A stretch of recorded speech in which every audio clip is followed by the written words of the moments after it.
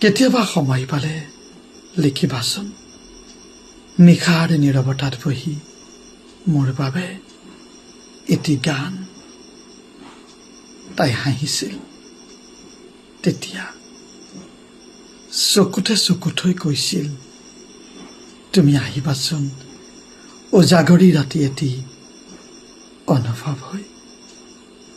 শব্দৰে উমলিম দুয়ো, মই লিখিম এটি গীত, তুমি সুৰ কৰিবা, শুনিম মই তোমাৰ মধুৰ কণ্ঠত, বিলীন হম তোমাৰ সুৰৰ লহৰত।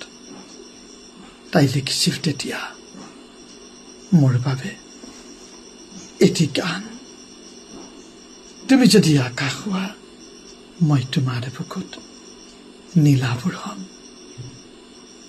তুমি যদি জনোৱা, মই এমুঠি পোহৰ বিলাম। দুভাগ ৰাতি তুমি জোনাই নামিবা, মোৰ বুকুত গোপনে এজাক প্ৰণয়ৰ জোনাক সিঁচিবা।